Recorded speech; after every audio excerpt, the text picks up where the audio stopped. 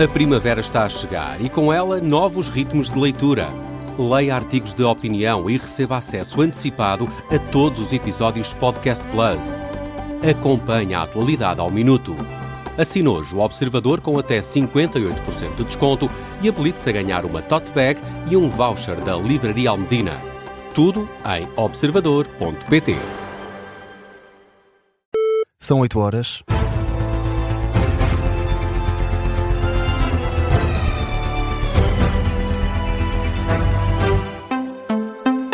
As notícias às 8 com o Miguel Gato. O Irão está a intensificar esta manhã os ataques contra Israel.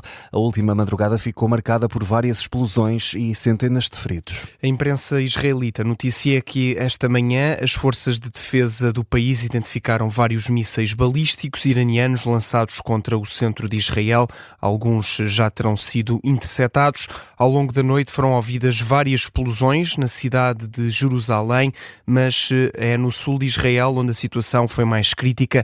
Mais de 150 pessoas ficaram feridas na sequência dos ataques iranianos desta noite. As zonas residenciais em Arad e também Dimona. É o balanço mais recente do Centro Médico Soroka ao jornal The Times of Israel. Perante estes ataques, o primeiro-ministro israelita reconhece uma noite difícil para o país, mas Benjamin Netanyahu promete que Israel continua determinado a atacar todos os inimigos em todas as frentes, é o que escreve na rede social X. Esta noite o Irão lançou também ataques em várias bases norte-americanas nos países do Médio Oriente, como o Bahrein e também o Iraque. A Arábia Saudita também diz esta manhã ter interceptado um drone iraniano. E Miguel, perante estes incidentes, os ministros dos negócios estrangeiros do G7 exigem ao Irão que ponha fim imediato e incondicional aos ataques contra os países do Médio Oriente. Em causa uma declaração conjunta entre Canadá, França, Alemanha, também Itália, Japão, Reino Unido e o alto representante da União Europeia para a diplomacia. Em relação à situação no Estreito de Hormuz, uma importante via marítima para o petróleo, onde neste momento a navegação está bloqueada pelo Irão, o G7 enfatiza a importância de preservar as rotas marítimas, a segurança da navegação no estreito, bem como também apela à segurança das cadeias de abastecimento e à estabilidade dos mercados de energia. E precisamente sobre este tema, da parte dos Estados Unidos, surge um ultimato. Sim, Donald Trump dá 48 horas ao Irão para reabrir totalmente o Estreito de Hormuz, senão a Casa Branca vai obliterar as centrais elétricas iranianas, é o que escreve o presidente dos Estados Unidos na rede social Truth Social. Em resposta, o Irão ameaça retaliar caso as infraestruturas energéticas do país sejam atacadas pelos Estados Unidos e também por Israel. É o que consta num comunicado divulgado pelos meios de comunicação estatais iranianos que citam um porta-voz militar do Irão. Numa entrevista à Sky News, o porta-voz do Ministério dos Negócios Estrangeiros iraniano afirma que os agressores, referindo-se aos Estados Unidos e Israel, é que têm de ter a iniciativa de promover um cessar-fogo antes de obterem qualquer resposta de Teherão. Ontem a Casa Branca, pelas palavras de Donald Trump, já fez saber que não está disponível neste momento para pôr fim às hostilidades. Num outro conflito, desta vez com vista ao fim da guerra na Ucrânia, ontem foi dia de negociações em Miami. Uma delegação ucraniana deslocou-se aos Estados Unidos para reunir-se com enviados da Casa Branca, isto para preparar uma nova reunião trilateral com a Rússia, que foi adiada precisamente devido ao conflito no Irão. Os responsáveis norte-americanos presentes nesta reunião foram o enviado especial de Trump, Steve Witkoff, e também o genro do presidente dos Estados Unidos, Jared Kushner. Volodymyr Zelensky, presidente da Ucrânia, adianta na rede social X que os responsáveis ucranianos vão continuar hoje contactos com os Estados Unidos. E esta noite Cuba sofreu um novo apagão total. 10 milhões de habitantes estão ainda sem eletricidade. Pelo menos não há informação de que a luz já tenha voltado esta manhã, depois de ontem à noite o Ministério de Energia e Minas cubano ter confirmado que se registou uma desconexão total do Serviço Elétrico Nacional. Este é o segundo apagão nacional em Cuba em menos de uma semana. Aconteceu igualmente na passada segunda-feira. Por cá, e na atualidade nacional, a deputada socialista Eva Cruzeiro foi censurada pela Assembleia da República depois de ter chamado racistas e xenófobos aos deputados do Chega. O Parlamento concluiu que a deputada desrespeitou deveres fundamentais dos parlamentares e teve um comportamento inadequado e inaceitável. Estas conclusões constam do relatório do inquérito a que a agência Lusa teve acesso, aprovado na Comissão de Transparência e Estatuto dos Deputados, depois de uma queixa feita por Filipe Melo, deputado do Chega. O relatório escrito pelo deputado do PSD, Hugo Carneiro, foi aprovado também pelo próprio partido de Eva Cruzeiro, o Partido Socialista. Na rede social X, a deputada não mostra arrependimentos, escreve e passa a citar: repito, são racistas e xenófobos, referindo-se aos deputados do Chega. O Observador procurou perceber junto de Eva Cruzeiro como reagia ao facto de o próprio partido ter subscrito uma decisão que agora contesta abertamente, até ao momento sem resposta.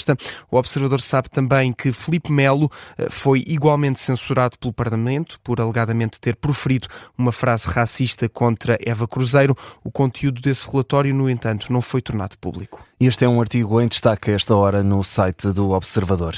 A Marcha pela Vida saiu ontem à rua em vários pontos do país. Em Lisboa, a manifestação ficou marcada por um incidente violento. Falamos da iniciativa anual que junta pessoas que acreditam que a vida começa no momento da concepção, que se declaram anti-aborto e também contra a despenalização da eutanásia. Ontem, na Marcha pela Vida, participaram figuras da política nacional, como os deputados Rita Matias e Pedro Frazão do Chega, ou Paulo Núncio, líder parlamentar do CDS, que nas redes sociais já vieram condenar este incidente. Falamos de um objeto incendiário que terá sido lançado por um elemento que não fazia parte desta manifestação.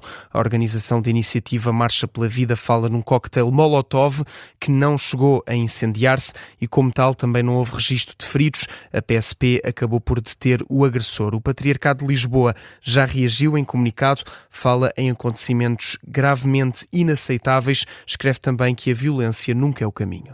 Falamos agora de uma outra manifestação que também aconteceu ontem, Miguel, e igualmente em vários pontos do país, convocada pela plataforma Casa para Viver. E em Lisboa, na capital, esta manifestação mobilizou mais de 1000 pessoas que protestam contra o aumento dos preços das casas. Marcaram presença neste protesto várias figuras da esquerda. Começamos com as críticas do secretário-geral do PCP, Paulo Raimundo, às políticas do governo. As medidas todas que tomaram, o pacote fiscal que fez aprovar com o Chega. E agora, como se tudo não bastasse, ainda vem mais uma nova lei para acabar com o resto, que é para aumentar os despejos. E, portanto, nós temos uma situação onde estas pessoas estão aqui hoje aqui em Lisboa, em vários pontos do país, no Porto, em vários pontos do país, estão a exigir uma coisa tão simples que é casas para viver.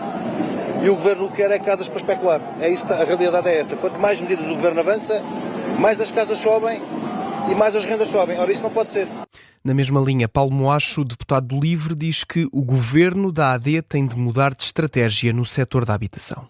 Nós aquilo que temos visto é o Governo a apresentar pacotes relativamente à habitação sucessivos, mas quando olhamos para os indicadores, todos eles estão a piorar. O valor das rendas, o valor do preço da habitação por metro quadrado, o número de despejos, está tudo a piorar. E a dada altura o Governo tem que parar e pensar se efetivamente quer continuar a seguir este caminho que tem seguido. Nós estamos a chegar a um ponto no nosso país em que nós estamos a assistir ao regresso aos bairros de barracas nas periferias das nossas cidades e, portanto, estamos a voltar ao ponto em que estávamos nos anos 90, no início dos anos 2000, e isso é inaceitável. Também José Manuel Pureza, coordenador do Bloco de Esquerda, marcou presença neste protesto, exige coragem ao Executivo para limitar o valor das rendas. A curto prazo o Bloco foi sempre dizendo que era preciso estabelecer limites às rendas, sobretudo numa altura em que a especulação é absolutamente, fora de controlo. E, portanto, a coragem do Governo passa por aí. E o Governo está a dar os sinais contrários em relação a isso. E sem um parque público robusto, não há regulação do mercado que possa acontecer. E ainda é necessário, evidentemente, que haja uma política de crédito à habitação que tenha regras e regras muito disciplinadas. As críticas de Bloco de Esquerda, LIVRE e PCP às políticas do Governo para a habitação, estes três partidos marcaram presença no protesto convocado pela plataforma Casa para Viver. E vamos ainda ao desporto, Miguel. O Benfica recebeu e venceu ontem o Vitória Sport Clube de Guimarães por 3-0. Os encarnados sobem assim à condição para o segundo lugar do campeonato. Golos de Prestiani, Pavlidis e ainda um autogol do conjunto da cidade de Guimarães. Foram estes os 3 golos da vitória encarnada de ontem. Para José Mourinho, o jogo não foi tão fácil como parece pelo resultado. O jogo teve um período difícil para nós. Teve um período em que o Vitória, na primeira parte, teve ali uns 20 minutos em que, sem nos ameaçar muito, mas criou-nos imensos problemas. Foi difícil para nós pressionar, foi difícil para nós roubar bola, foi difícil para nós ter iniciativa e mérito para eles, que conseguiram transformar o jogo. O jogo no início parecia fácil. Eu, depois do 1-0, pensei vai chegar o segundo, vai chegar o terceiro, e não chegou o segundo nem o terceiro, e chegou domínio da parte do Vitória, que fez uma boa vintena de minutos na primeira parte com muita qualidade.